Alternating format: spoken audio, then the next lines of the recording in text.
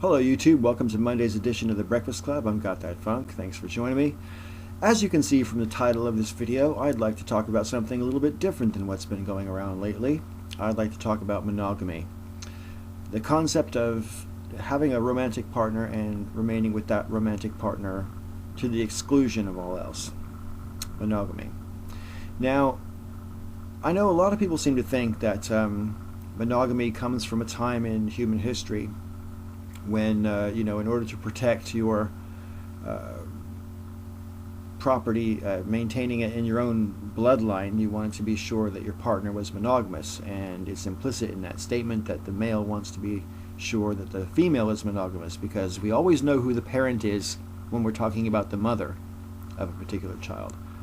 But you didn't always know who the father was. You just had to take the word of the woman that it was who she said it was, the father. And so monogamy and marriage by extension were sort of socially constructed to ensure that this was the case. I think anthropologically there is some truth to that, but I think there's a lot more reasons historically why monogamy has developed as a part of romantic, the expectations from most romantic relationships. But what I want to ask in this video is, we break so many of the long-held traditions that we might have inherited from our ancestors. And it interests me that monogamy hangs on to such a degree that it does. Because, my friends, when you look at human history, when you look at literature from any part of the world, people have been fooling around on their partners since time out of mind. There have been wars fought over it, for fuck's sake. And I think it's fair to say that it's not just human beings. I mean, if you look in the animal kingdom, most mammals are not strictly monogamous throughout their life cycle. And there are some animals that are. I think many species of birds, for example, mate for life. But not so much mammals. And human beings, being thinking mammals, we can make choices to deliberately maintain a monogamous relationship or to deliberately break it. And statistics being what they are, more often than not, people will either be cheated on or cheat on someone else. One of those two things, possibly both of those two things, will happen to most of us in our lifetime. So it interests me that we cling on to this notion of monogamy, since people are so willing and so willing to break it and so frequently do so. Why does it persist so much in the consciousness of what's expected from a romantic relationship? I hasten to add that it's not expected from all romantic relationships, of course. There's plenty of polyamorous relationships that exist quite freely and openly, and everyone's cool with that.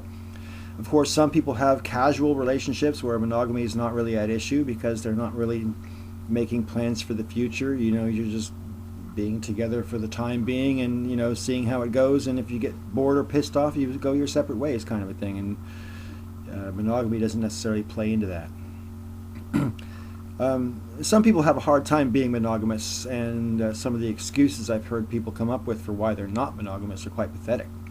The reason I say they're excuses and pathetic is because if you're telling your partner that you're monogamous, but you're not, that's pathetic, right? If you can't be, don't be, but don't pretend to be. That's my attitude. So, for me though, I'm almost always exclusively monogamous when I'm in a relationship. I've cheated exactly once in my life, and I'm not proud of that, but it happened. But having said that, part of the reason I don't cheat is because I have been cheated on by quite a few partners, and I know how bad it hurts. And that having been said, I have to insist on monogamy when I'm in a romantic relationship. But I don't have to insist on it because I'm worried about passing down my material belongings, or that I'm worried about,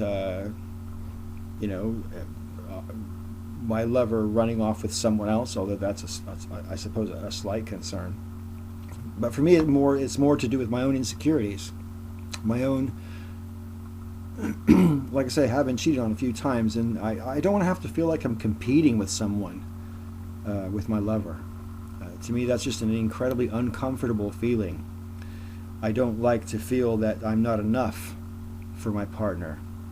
And when you know your partner's not monogamous, these feelings will creep in. They just claw away at pre-existing insecurities.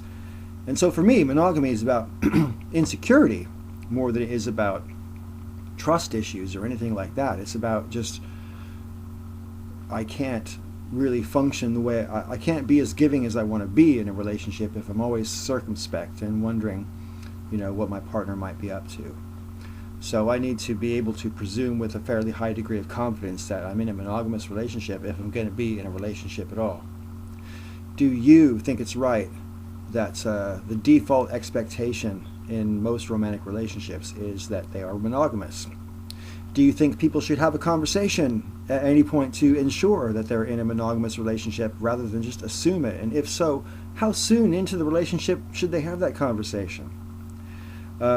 What do you think about polyamorous relationships and other open relationships and people who choose never to get involved in a committed relationship but still have meaningful relationships with people, multiple partners at the same time?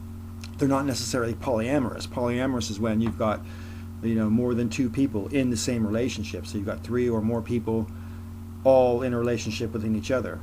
Then you've got other people who are, don't get in any kind of serious commitment relationships, but have several ongoing relationships with different people on a casual level. What do you call that? I'm sure you might call that being a playa, but it's not always like that. So let's talk about it. Monogamy, what do you think?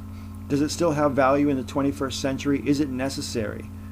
Is it necessary for you personally to know that your partner's, to the highest possible degree of confidence, that your partner is monogamous with you? If so, why? Is it because of your insecurities, or what is the fear? Because if you know your partner loves you, should it really matter if they are monogamous or not? If you know they love you and you know you love them, should it matter?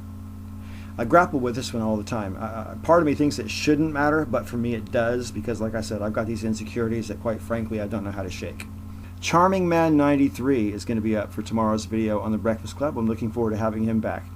And until next time, happy Christmas everybody, and I'll see you next week.